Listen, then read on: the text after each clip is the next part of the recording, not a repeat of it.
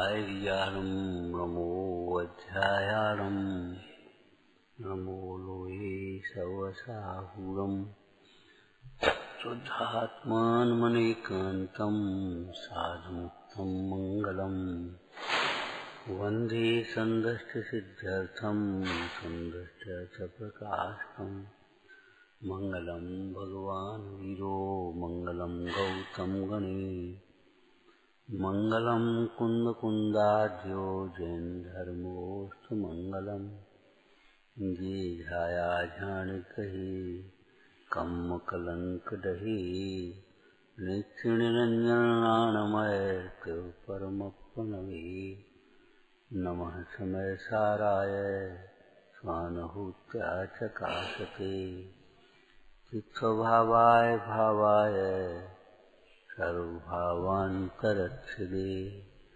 विगलन्तु कर्मविस्तर फलानमं भुक्तिमन्तरेणैव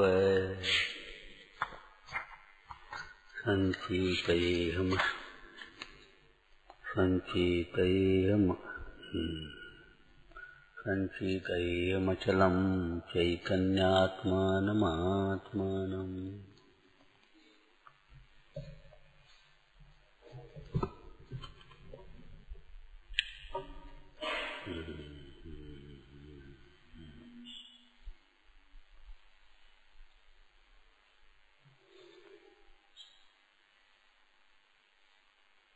जैसे गमन करने में पहले मन चलना चाहिए, विवेक ज्ञान, आंखें चलना चाहिए, उसके बाद पैर। चलो कहाँ, किस लिए? अभी कोई आए और कहे उठो चलो, कहाँ, किसके लिए? जो निष्प्रयोजन, जो निष्प्रयोजन गमन करता है, माने इधर उधर फिरता है, उसको लोक में भी आवारा कहते हैं। प्रयोजन पर लक्ष्य रख करके 10 बार भी जावे कोई बाजार, आवारा नहीं है। लेकिन 2-4 बार अपने इधर से उधर निकल गया, फिर गया, क्यों? कहाँ जा रहे? कहीं नहीं। अरे वो तो आवारा फिरता है, गैर जिम्मेदार, लापरवाह, ऐसे शब्द हैं।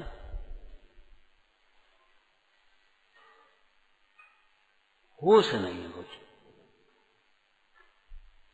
गमन में भी पहले ज्ञान, संस्कृत व्याकरण पढ़े होगे,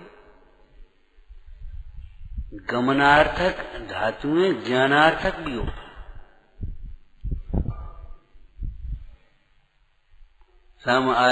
समय आए गमनार्थक है और ज्ञानार्थक है, परिणमन करे और जाने।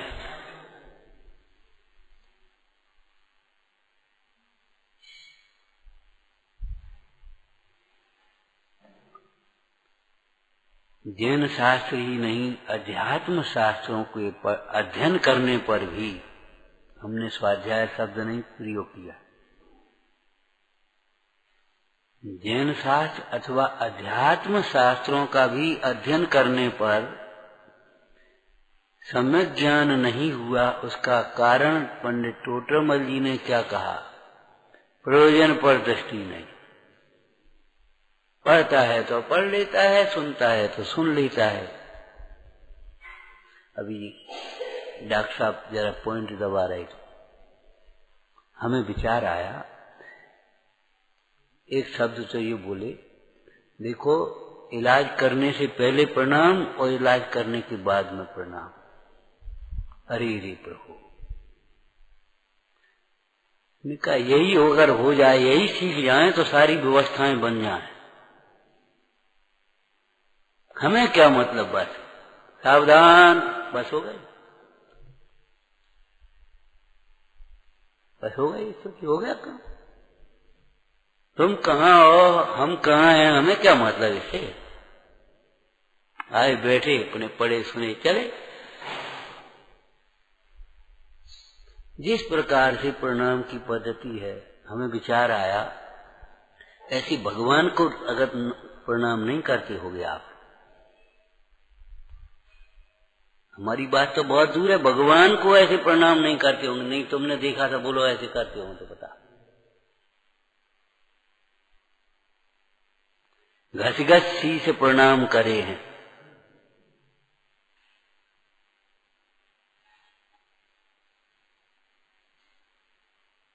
सेवा का अर्थ ये होता है, पढ़ो निर्देश का, मानसिक संतोष प्रदान करना, निश्चिंत करना। कोई भी व्यक्ति अकेला शरीर नहीं है, शरीर की सेवा शरीर से करने वाला जीव सेवक नहीं कहलाता। अब हो भव स्वामी मेरे, मैं सदा सेवक रहूं, सेवक कैसे रहता होगा? सेवक की कोई अलग से इच्छा नहीं है, सेवक का समर्पण भाव है, सेवक की निगाह वहां है, कह क्या रहे।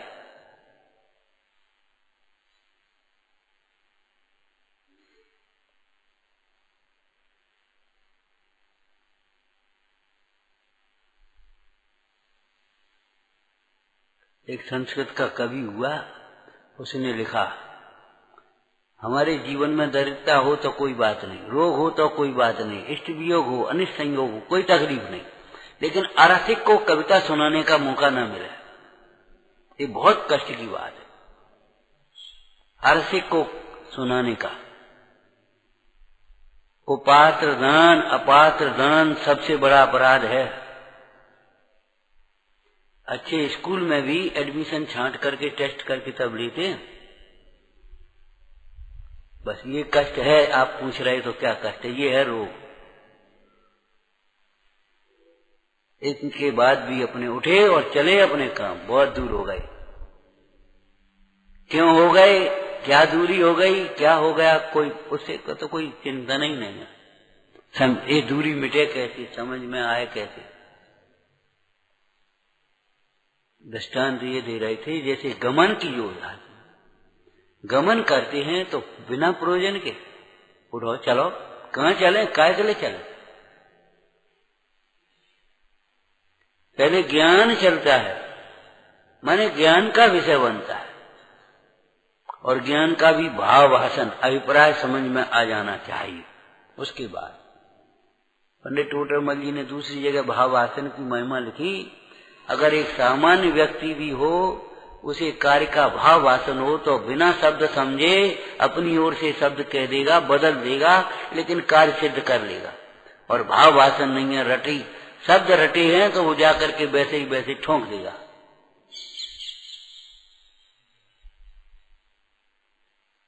मोक्ष मार्ग में कंप्यूटरों का काम नहीं है, कंप्यूटराइज दिमाग नहीं चाहिए, भावना प्रधान मार्ग है।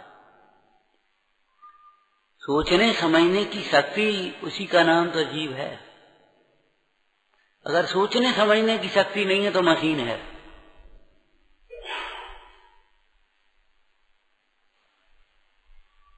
शास्त्र रखा है, जी पतो नहीं है, शास्त्र रखो, क्या फायदा शास्त्र रखने?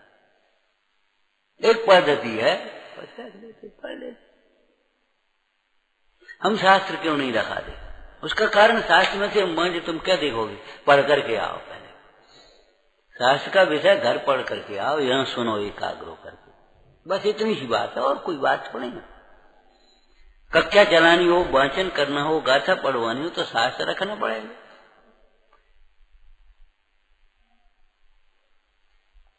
प्रयोजन पर दृष्टि, आंखें चलेंगी, देखो, उसके बाद फिर पैर चलेंगे, मार्ग निरापद रूप से चला जाएगा। और बिना देखे वाले चलोगे, कहीं गड्ढे में गिरोगे, कहीं कांटे लगेंगे, कहीं टकराओगे, एक्सीडेंट, दुर्घटना होगी। दृष्टि हटी, दुर्घटना घटी।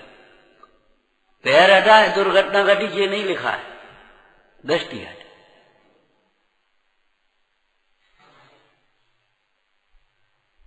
अब विवेक करने की बात यह है, इस गाथा, इस काव्य के अर्थ की चर्चा कर रहे हैं थोड़ी सी। करने से पहले करने योग्य है कि नहीं, योग्य अयोग्य का विचार करना चाहिए। जकड़ी में तो मनुष्य का लक्षण ही ये लिख दिया, धर्म 25 ही है शायद, ध्यान नहीं है हमें। मनुष्य किसे कहते हैं? कपटहीन, जो बहाने नहीं बनाता, बहाने बनाता है वो मनुष्य नहीं हो सकता। हमारे बहुत दोष हैं, बहुत कमजोरी है, बहुत वो है। अरे कौन से हैं बताओ तो सही, देखो तो सही, लिखो तो सही। बहुत नहीं है बेटा, बहुत थोड़े हैं। 2-4 बातें हैं जो हमारे जीवन को बिगाड़ रही हैं। 10-20 भी नहीं है, 2-4 बातें। 10-20-50 नहीं है, बहुत दोष है, बहुत कमी है, बहुत 2-4 बातें केवल।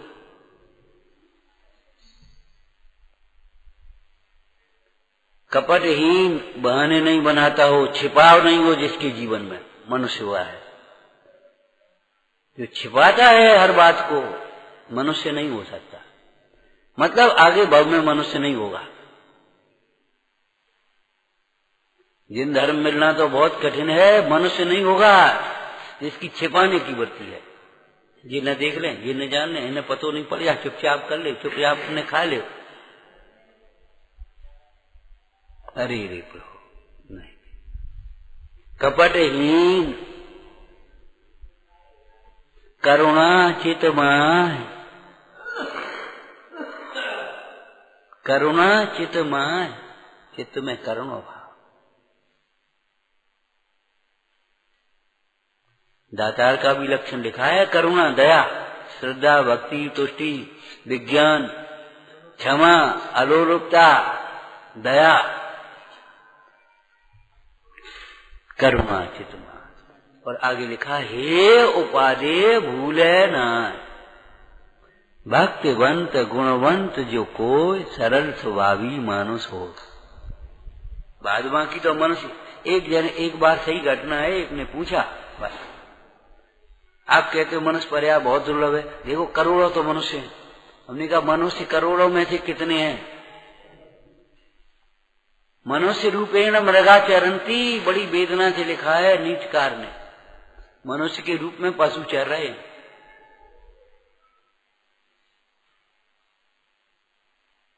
जिनके अंतर में विवेक नहीं है, करुणा नहीं है, सरलता नहीं है, घुमा फिरा छिपाव की बातें कुतर्कें अपनी पक्ष पोषण के लिए निरंतर करते रहते हैं। स्वार्थी हैं, अभिमानी हैं, काहे के मनुष्य हैं। शरीर मनुष्य का है लेकिन वास्तव में मनुष्य नहीं।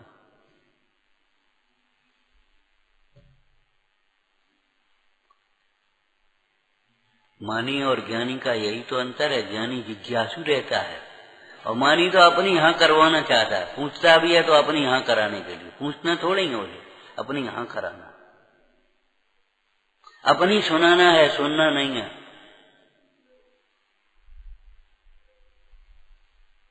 ये मानी का लक्षण है, ज्ञानी का लक्षण नहीं है। विचार करो तो विचार करने योग्य और विचार न करने योग्य का विचार करो। मतलब योग्य अयोग्य पहले निर्णय करो, उसके बाद विचारो। अगर तुम विचार कर रहे हो, बताओ या करके ऐसे बैठ गया और ये ऐसा है, अरे ये कोई विचार करने लायक बात है? भगवान आत्मा साधर्मी, भूला भगवान।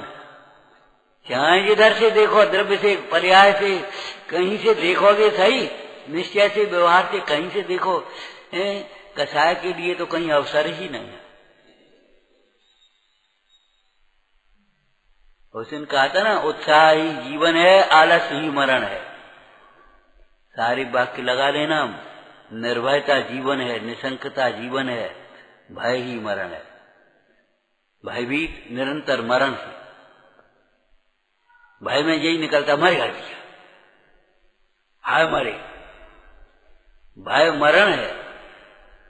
क्षमा जीवन है, सहनशीलता जीवन है, सरलता जीवन है, क्रोध मरण है, अभिमान मरण है, छल प्रपंच मरण है, निरंतर भयभीत है, निरंतर मर रहा है, भाव मरण। सच बात यह है, समता जीवन है और ये विषमता या विकार ये मरण है, भाव मरण। विचार करने से पहले विचार करो, ये आगम के अनुकूल है कि हमारी कल्पना पर है। अगर हमारी कल्पनाओं का है, बंद कर दो।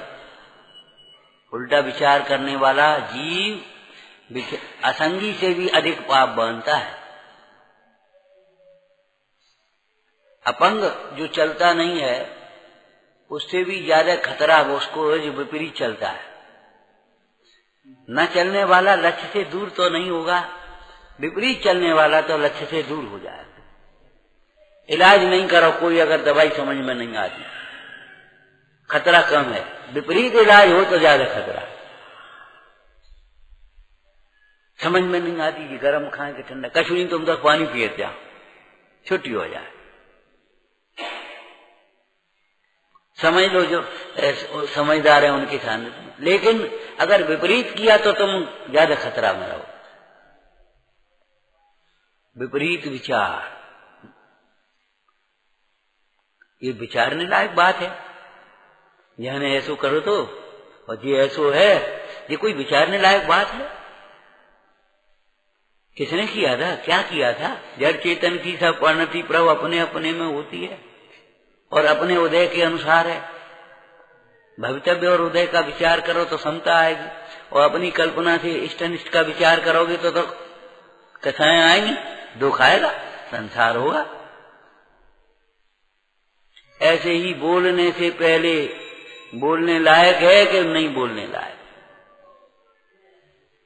सब नियम सारी का स्वाध्याय कर रहे थे, उसमें आया जो पाप का उपदेश देते हैं, दूसरों को पाप का उपदेश देते हैं, वे बहुत बुद्धिमान होने पर भी तपस्वी नहीं है। वहां तो उपदेश देने की बात है। हमने विचार किया जो पाप की अनुमोदना भी करते हैं वे ज्ञानी धर्मात्मा नहीं हो सकते। जो पाप की माने हिंसा की, झूठ की, चोरी की, कुशील की, परिग्रह की, भोगों की, फैशन की, विलासता की अनुमोदना भी करते हैं वे धर्मात्मा नहीं हो सकते। धर्मात्मा पाप की अनुमोदना भी नहीं करे।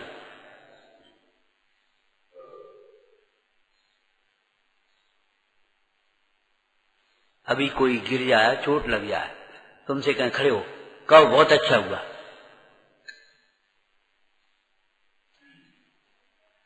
अरे कह दो ना, ऐसे कह दें अच्छा हुआ, जिसके तो बेचारे की चोट लग गई और आप कह रहे बहुत अच्छा हुआ।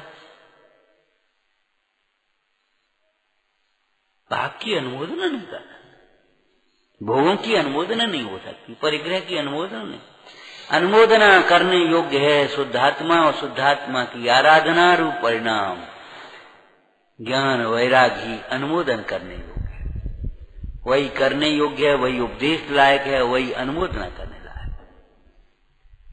जो करने लायक नहीं है वह कराने लायक भी नहीं है, वह अनुमोदना लायक भी नहीं। बोलने से पहले बोलने लायक है कि नहीं ये सोचो। सुनने से पहले सुनने लायक है कि नहीं ये सोचो। खाने से पहले भक्ष्य भक्ष ये खाने लायक है कि नहीं। और इस काव्य की भाषा में आया ये भोगने लायक है कि नहीं, एक शब्द हो गया। ये कर्म के फल भोगने लायक नहीं है। पाप के फलों को तो कोई भोगना नहीं चाहता, मजबूरी में भोगता है, हाय हाय करके भोगता तो है ही, लेकिन भोगना नहीं चाहता, मन से नहीं, जल्दी से हटाना चाहता। लेकिन उसमें द्वेष बुद्धि से जो दुखी होता है वह भी भोगना ही है। समझ में आया? पुण्य के उदय के भोगों में जो हर्षित होता है वह भी भोगना है, और पाप के उदय के रोगों में जो दुखी होता है वह भी भोगना है।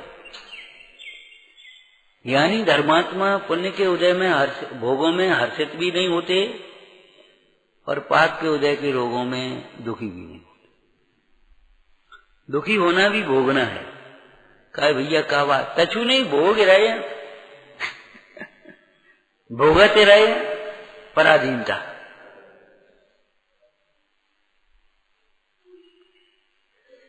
अमृतचंद स्वामी क्या कह रहे हैं, ये कर्म के फल भोगने लायक नहीं, ये शरीर भोगने लायक नहीं है, देख देख करके खुश होने लायक नहीं है, देख देख करके दुखी होने लायक नहीं है।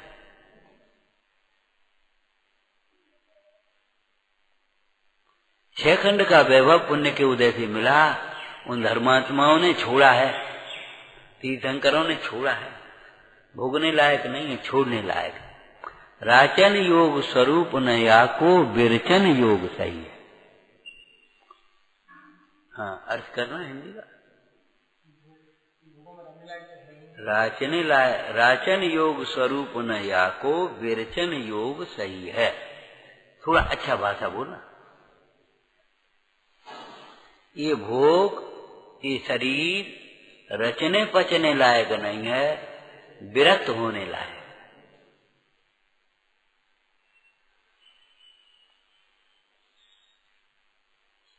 रचने पचने लायक नहीं है, रमने लायक नहीं है, विरक्त होने लायक। ये सौंदर्य देखने लायक नहीं है, विरक्त होने लायक। बोलो जैन शतक में से। परती लख जे धरती निरखे, धन है धन है धन है नरते। पर कामन को मुख चंद चिते, मुद जाए सदा यह टेव गए। धन जीवन है उन जीवन को, धन मात उन्हें उर्माही बहे। अरे वो माता धन्य है जिसने उसको गर्भ में धरा, जन्म दिया। वह जन्मदात्री माता धन्य है। कौन की? शीलवान पुरुष की, सुदर्शन सेठ की माता धन्य है। धन्य है तुम्हारे माता पिता, धन्य है वह जन्मभूमि। ऐसी माता जन्मभूमि की माथे की रज लगाते थे, ऐसे तुम पैरों की रज नहीं लगा पाओगे जैसे वे जन्मभूमि की रज लगाए। अभी वर्तमान का ही दृष्टांत है। थोड़े दिन पहले का पंडित फूलचंद जी गए जयपुर में, वाद विवाद होना था कुछ। पहले टोटरमल जी के मंदिर में पहुंचे और जिस गद्दी पर वो बैठ करके स्वाध्याय करते थे उस गद्दी को ऐसे लगाया, तब बैठे।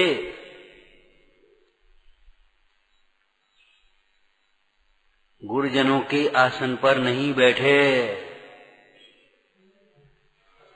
ये नहीं है खाली पढ़ो तो मैं आके बैठ गए।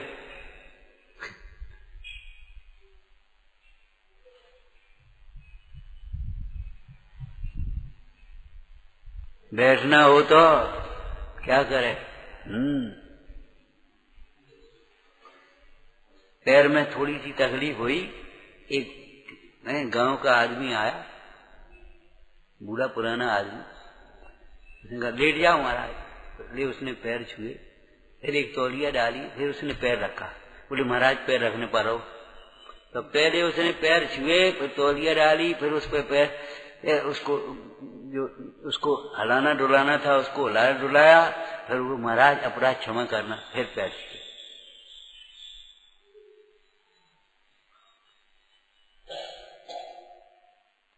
ये बीमारी और रोग यही है कि ये हम सिखाना चाहते हो, ये सीखना नहीं चाहते। बस अगर ठीक करना हो तो ये संकल्प करो। जिन जिन को ये भाव स्वास्थ्य की कामना है तो स्वास्थ्य की कामना ये है, योग्य व्यवहार सीख लेना चाहिए। देव के साथ, गुरु के साथ, दुखी के साथ, धर्म बड़े के साथ, छोटे के साथ आज तो सारी निर्देशिकाएं लिखी हैं, तुम्हारे लिए लिखी हैं, किसी और के लिए नहीं लिखी हैं। क्लास में दूसरों को पढ़ाने के लिए नहीं है, स्वयं अकेले में बैठ करके पढ़ने के लिए।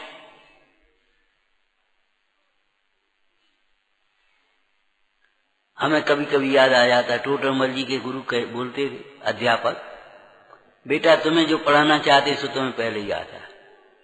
और हमें भी कभी कभी यही लगता है, जो हम पढ़ाना चाहते सो तुम्हें पढ़ना नहीं है, और जो तुम्हें पढ़ाना चाहते उसको हमें पढ़ाने में उत्साह नहीं, वो तो तुम हमसे ज्यादा पढ़े हो। हम कहेंगे शरीर भिन्न, तुम कहोगे एक समय की पर्याय भिन्न। अब बताओ हम तुम्हें क्या पढ़ाएंगे? हम कहेंगे कर्ता कर्म संबंध नहीं है, तुम कहोगे निमित्त नैमित्तिक संबंध भी नहीं है द्रव्य के साथ।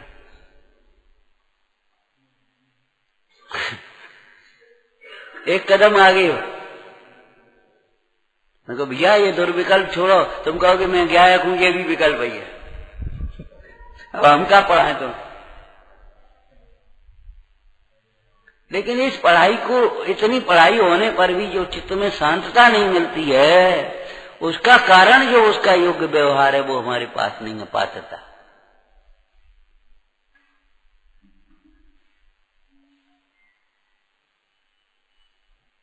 बेटा दुखी हो, मां कैसे प्रसन्न हो सकती है बोलो?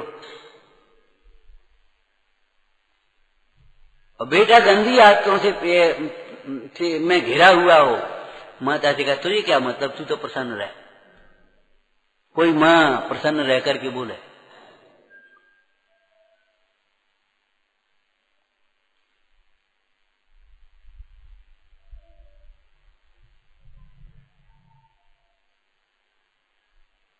अगर वास्तव में ये अभिलाषा है तो एक कमर कस लीजिए। भाई डॉक्टर साहब कह रहे थे, बोले टीम है, सब स्थान है, टीम है, सब व्यवस्था है, लेकिन जरा वहां से हटो, सोई काम खत्म। क्या मुखिया चाहिए, संभाले कौन इसको? आपको आश्चर्य होगा, आपको आलस्य बने पर हमको दर्द आता है। 70 वर्ष की उम्र में सीखने गए इस प्राकृतिक चिकित्सा को, बच्चे चिढ़ाते बाबा 70 वर्ष की उम्र में सीखी हो। पंडित धन्नालाल जी ने 55 वर्ष की उम्र में संस्कृत की पाठशाला में व्याकरण, वो संस्कृत सीखी। जब उन्हें प्रतिष्ठा कराने के लिए मौका आया था, ठीक है हम सीखते। और 65-70 वर्ष की उम्र में हमने उन्हें प्रवेश का रटते हुए देखा हमारे सामने। हम तो बहुत छोटे थे शरीर के, और तो भैया बताइयो ने सिखा। आज किसी को कोई पूछने की जरूरत ही नहीं है, जो आ रहा है बहुत बढ़िया, तुम्हें सुनाना उस और सुना दो, प्लस कर लेंगे। गरज से सीखने समझने के लिए कोई गुंजाइश नहीं। पूछेंगे तो ऐसे अभिमान से पूछेंगे, ट्यून से पूछेंगे कि जैसे कि तुम्हारी गरज, धिक्कार है।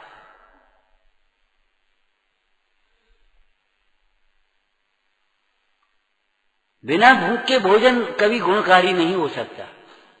कितना सुंदर उपदेश हो, लेकिन जिज्ञासा अगर नहीं है, पेट भरा है, हम तो ये सब जानते हैं, हम तो करते हैं, हम ठीक चल रहे हैं, हम सही कर रहे हैं, आपको कोई उपदेश से लाभ नहीं होगा, बल्कि विराधना का पाप लगेगा। केवल विराधना का पाप।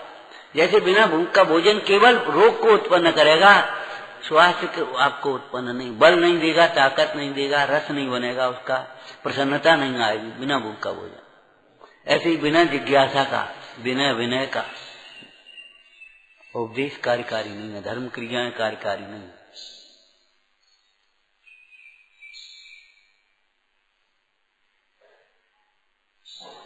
सरलता ही जीवन है, सहजता ही जीवन है।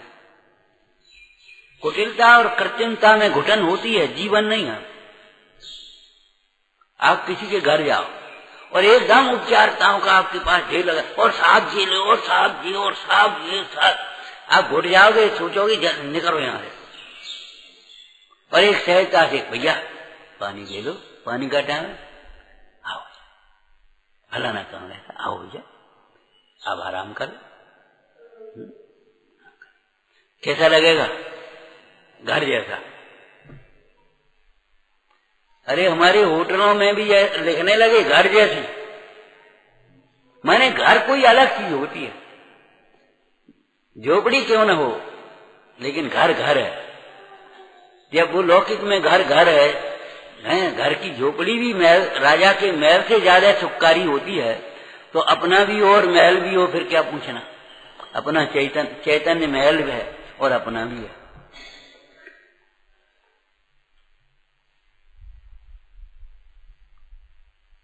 अब हम ये पढ़ेंगे, ये बात है। ऐसे लई हो पढ़ी थी, दोहरा लेगी पढ़ी थी, देखी तो है नहीं पढ़ी थी,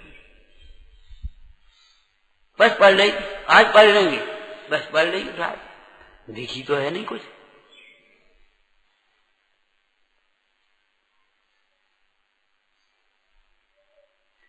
ये कर्म के फल भोगने लायक नहीं है, बस।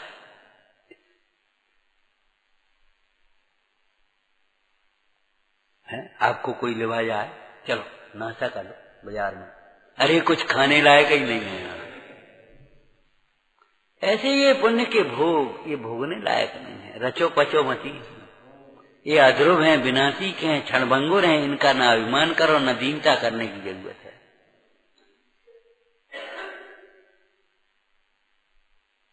रचो पचो मती, मगन है, ठीक तो चल रही, ठीक तो है, ठीक तो हो रहा हूं, सही तो है। अरे भी क्या करता है, क्या करता है, कुछ भी ठीक नहीं है। वेद ज्ञान के बिना त्याग बेकार तपस्या कोरी है। सदगुरु बार बार समझावे राग बंद की दूर। तुमने समझा?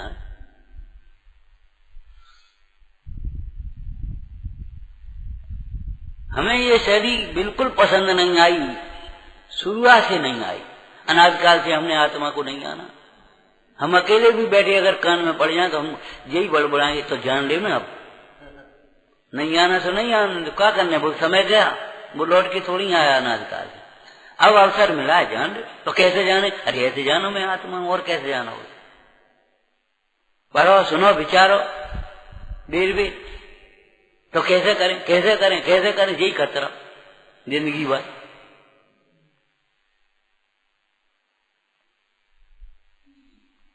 अमृतचंद स्वामी की व्याख्या तो देखो, एक एक पर्याय को लिखा है।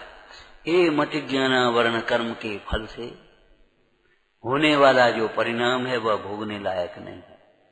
इसका अर्थ बताया था, बोलना भैया।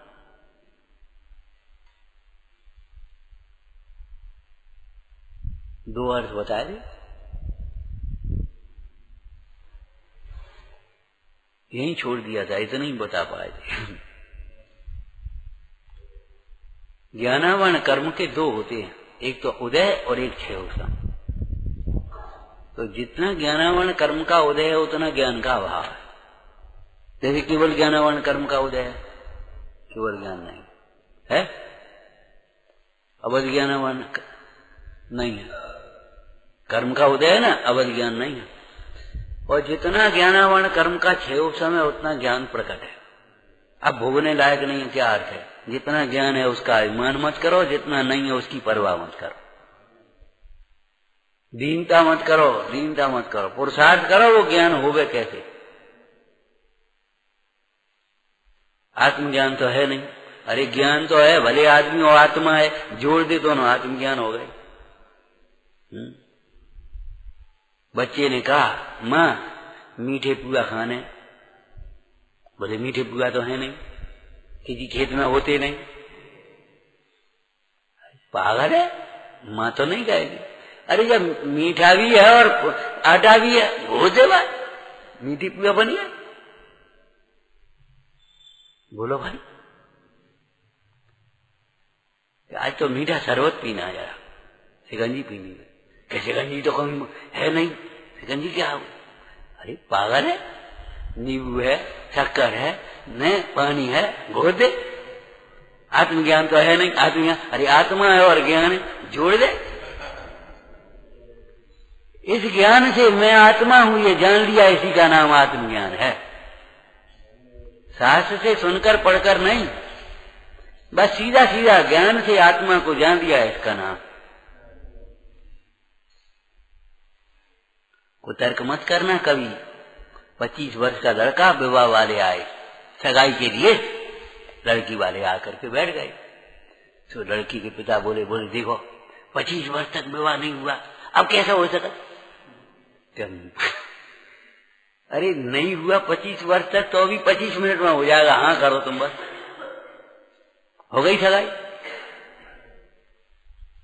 25 वर्ष का कुंवारापना, अब बोलो कितने 25 वर्ष तो लगेंगे ही, 25 दिन तो लगेंगे ही। अरे काय को लगेंगे, हाँ करो तुम, काम खत्म। अनादिकाल का अज्ञान अनंत काल तो लगेगा। अरे हाँ करो, आज मिटेगा अभी। हमें अभावों का रोना बहुत बुरा लगता है, ये नहीं है, ये नहीं है, ये नहीं। अरे जो है वह प्रसन्नता से भोगो। लौकिक में भी हमने देखा है, आज सब्जी नहीं है, नहीं है तो कावा अचार बनाए। आज क्या होता है वो दाल खत्म हो गई, घी नहीं है, नहीं है तो रहने दो, कावा है। नमक से रोटी खा ले, अब दाल में नमक पड़ गया, आज इतवार तो पर ध्यान दे, दूध हो, दूध तो है नहीं, कोई बात नहीं, शक्कर लिया, शक्कर नहीं है, कोई बात नहीं, पानी तो लिया, खाई रोगी चवाई पानी पी लो, काम खत्म। ऐसे लोग कभी दुखी नहीं होते। पर द्रव्यों का अभाव है और अनादि से अनंत काल तक अभाव रहेगा, और उसके आश्रय से जो सुखी होना चाहते हैं वे कभी सुखी नहीं होते, और पर का अभाव जान करके अपने आनंद को जो वेदन करते हैं वे कभी दुखी नहीं होते। देह छूट जाए तो अभी दुखी नहीं होते। लोगों को तो लगता है बीमार हो गए सब हमारा धर्म छूट गो। हम कहते देह छूटने से भी धर्म नहीं छूटेगा। जैसे तुमने धर्म मान लिया था देहाश्रित क्रिया को, वो धर्म ही नहीं था, धर्म ही नहीं था वो, सच बात ये है। लेकिन स्वच्छंदता के लिए नहीं। खाने से पहले ये सोचो खाने लायक है कि नहीं, सुनने के लिए से पहले देखो ये सुनने लायक है कि नहीं। रास्ते चलते कोई डेक बज रहा है, खड़े हो गए, क्या कर रहे, क्या सुन रहे, काम देखो अपन, ये कोई सुनने लायक बात है? तुम क्या सुन रहे? कोई दुर्घटना घट गई, भीड़ मचाई, पुलिस आई, वो नहीं गई, हटो यहाँ से, क्या कर रहे हो? कि कुछ नहीं देख रहे, क्या तमाशा है सो देख रहे, हटो यहाँ से। अभी 2 डंडे पड़ेंगे सो पता पड़ जाएगा देख रहे, हटो यहाँ से, भीड़ हटाओ। अरे देखने का काम डॉक्टर का है, पुलिस का है, वो देखेगा उस व्यवस्था को, तुम क्या देख रहे तमाशा? ऐसे इस विश्व में कुछ देखने लायक नहीं है, सुनने लायक नहीं है, करने लायक नहीं है भाई, करने लायक नहीं है, भोगने लायक नहीं है।